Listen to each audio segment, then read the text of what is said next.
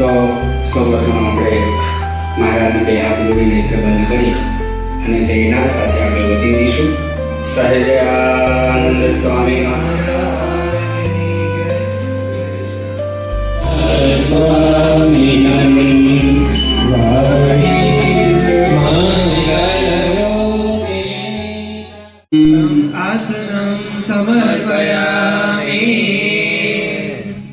હવે આપણે મહારાજને આસન ગ્રહણ કરાવવા માટે જે આપણે નાગવેલનું પાન આપવામાં આવ્યું છે એ નાગવેલનું પાન આપણે હાથમાં લઈશું.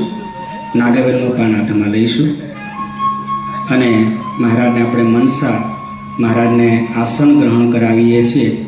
મહારાજને મનસા આસન ગ્રહણ કરાવીએ છીએ. ભાવે આપણે જ્યારે અહીંથી બોલાય ત્યારે આસનમ સમર્પયામી કહેવામાં આવે ત્યારે એ આસનને આપણે શિક્ષાપત્રીની નીચે મૂકી અને શિક્ષાપત્રી ઉપર પધરાવવાની થશે.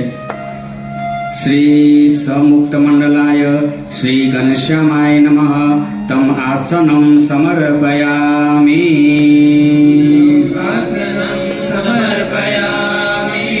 શિક્ષાપત્રી નીચે પધરાવી દઈશું. શિક્ષાપત્રીની નીચે પાન નીચે મૂકી શિક્ષાપત્રી એની પર પધરાવી દઈશું. હવે આપણને એક પુષ્પ આપવામાં આવ્યું છે.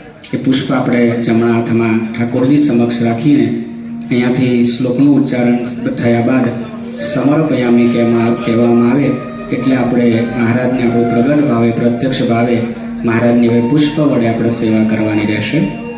શ્રી સમુક્ત મંડલાય શ્રી તેજ પુંજાક્ષર નિવાસીને નમઃ તમ પુષ્પાણી સમર્પયામિ.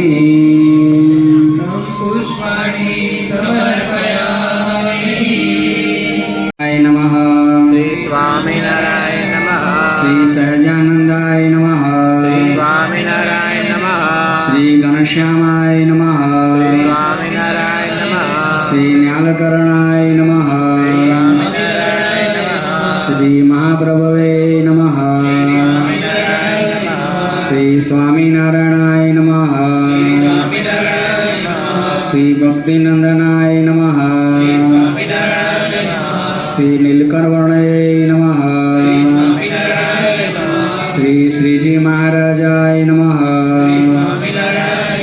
શ્રી પૂર્ણાર્થાય નમઃ. શ્રી વૃષનંદનાય નમઃ.